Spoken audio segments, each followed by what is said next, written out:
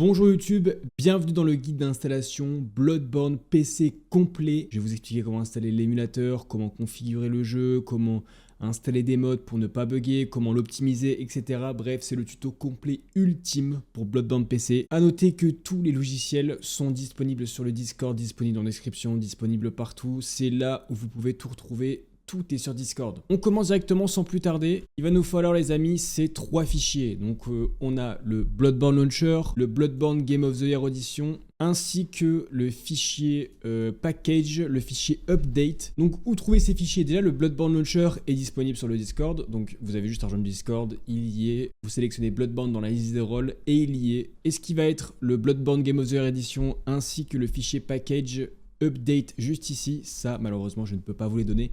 C'est complètement illégal. Donc il va falloir que vous les cherchiez et que vous les trouviez vous-même. Je ne peux pas vous les donner. C'est ultra facile, il y a juste à taper franchement en 3 recherches. Ça se fait ultra rapidement, c'est super simple, je vous le jure que ça vaut le coup. Mais bon, dès que vous avez trouvé le fichier update et le Bloodborne Launcher, donc pour expliquer, ça c'est le jeu intégral, et ça c'est le fichier pour les updates, donc les mises à jour. Et ça, Bloodborne Launcher, c'est pour justement lancer le jeu, l'émulateur, etc. On commence par lancer le Bloodborne Launcher.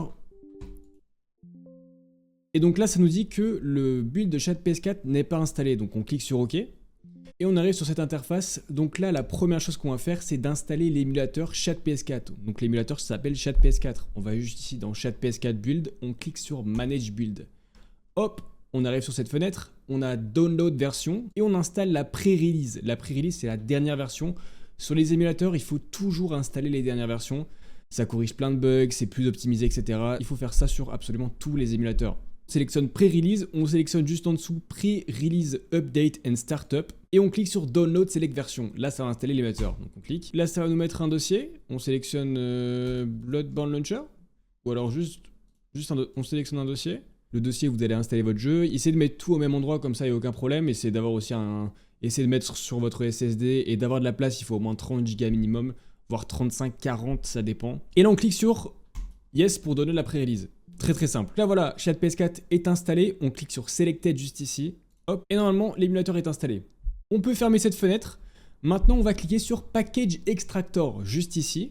On sélectionne Package to Extract, hop, juste ici. Le jeu Bloodborne, 30 Go, on sélectionne bien le jeu, hein, pas le fichier update. Le jeu Bloodborne, on clique sur Ouvrir. Ensuite on va sélectionner Output, donc c'est la sortie. On va mettre dans le fichier Bloodborne, on va mettre par exemple le jeu. On va mettre jeu, je sais pas. On va mettre jeu par exemple, hop. On clique sur sélectionner un dossier. Et là, DLC output, ça on s'en fout, on laisse comme ça. Useparate, hop, on laisse cocher ça. Extract.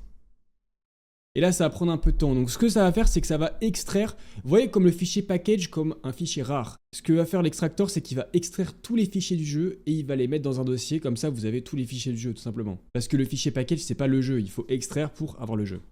Hop. Là, c'est installé, magnifique. Et là, on va faire exactement la même chose. Hop, on va sélectionner cette fois-ci le fichier update. Le deuxième, donc lui, il fait pas du tout, là, il fait pas du tout 30 Go, il est beaucoup plus léger. On le sélectionne. On met aussi le même dossier où on avait le jeu juste ici. Extract. Patch detected, vous like apply patch, voilà. On clique sur yes. Et normalement, c'est installé. Donc dans le fichier jeu, on a le CUSA juste ici. Tout ça, c'est le fichier du jeu. Et là, on a le CUSA patch.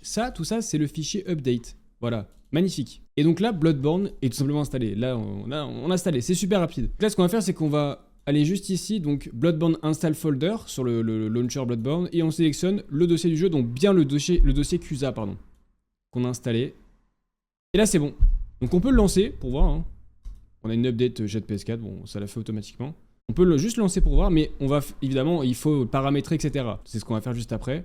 Oh, donc on va mettre que le jeu marche, on est bien sur le jeu. On va le fermer et ensuite on va commencer par configurer l'émulateur pour que ce soit mieux, pour que le jeu soit plus fluide, plus optimisé, etc. Et même par exemple pour skip certains trucs, on va le rendre beaucoup mieux. On clique juste ici sur ShadPS4 Settings, là ça va nous mettre config, hop, on crée. Et là c'est les paramètres de l'émulateur. Qu'on va sélectionner juste ici, c'est français ou la langue que vous voulez.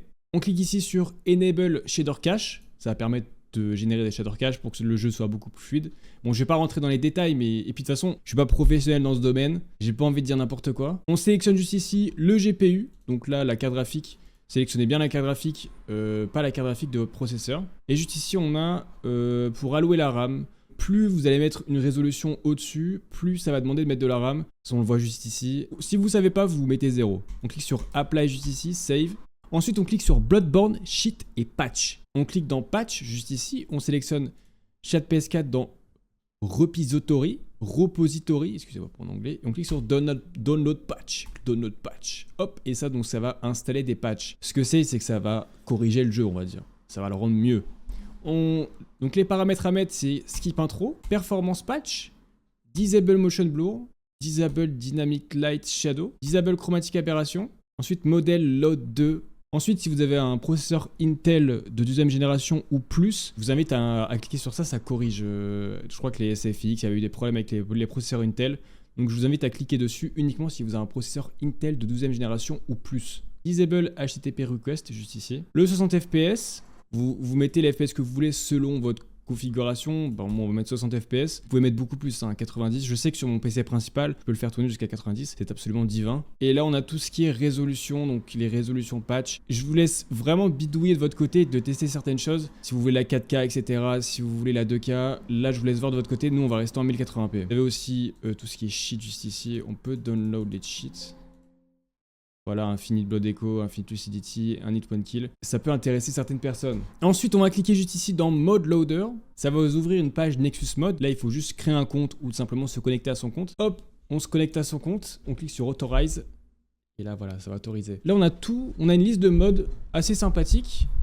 Mais vous pouvez en installer aussi manuellement. Je vais vous montrer en tuto, mais c'est assez simple à faire. Le mode que je vous conseille le plus, évidemment, c'est Vertex Explosion Fixe. C'est un bug quand on crée un personnage. Il y a ce genre d'aberrations qui peuvent apparaître. On clique bien sur Mode Loader Friendly et on installe. Hop, juste ici, Slow Download, on clique là. On attend la petite pub magnifique générée par IA, regardez ça, magnifique, des petites sirènes. Hop, c'est installé. Ensuite, en termes de mode, il y a le mode Jump on L3, juste ici. Ça va permettre d'arrêter avec la touche de saut terrible de Bloodborne. Et on va pouvoir sauter avec la touche L3, donc la touche du joystick. Et ensuite, il y a des modes pour le visuel. Il y a des modes pour les touches Xbox, si vous voulez les touches Xbox. Il y a un mode que je voulais... Disable Close Physique. Voilà, Disable Close Physique. Ça va dépendre uniquement de votre config. Je vous conseille de l'installer si vous avez une config pas fou. Donc je vous laisse bidouiller de votre côté.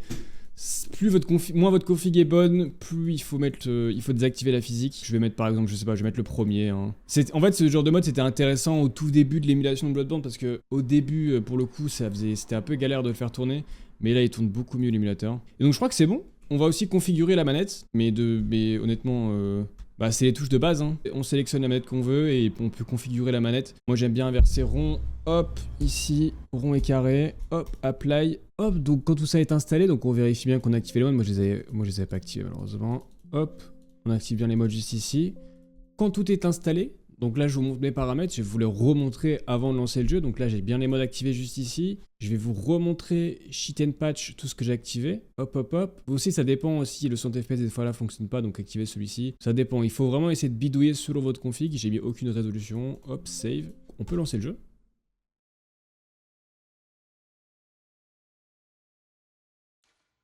Hop, le jeu est lancé, on est bien en français. Comment on met F11, on appuie sur F11 pour mettre en plein écran. On crée un nouveau personnage. Le mode Vertex Explosion, malheureusement, désactive la customisation de personnage. C'est la customisation de personnage qui faisait les bugs de Vertex.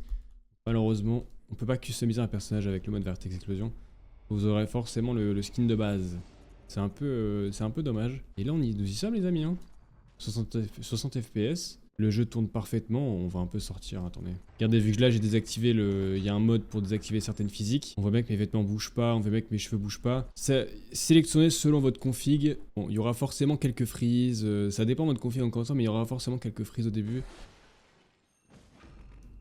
Hop. Et aussi le mode Jump L3. Là vous voyez que je jump sur L3. Au lieu je peux courir et roll. Ouais.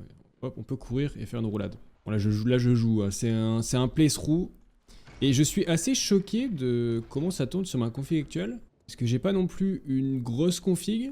J'ai un Ryzen 7 5800X, une RTX 3070 et ça tourne en 60 FPS du feu de Dieu. Je pensais pas, à l'époque quand j'avais testé l'émulateur, il tournait pas aussi bien. Et là franchement il tourne vraiment bien. Je vous fais un playthrough les gars, visiblement. Voilà, bon bah c'était Bloodborne PC. Rejoignez le Discord si vous avez des questions, si vous voulez plus d'infos, etc. Et voilà. Magnifique.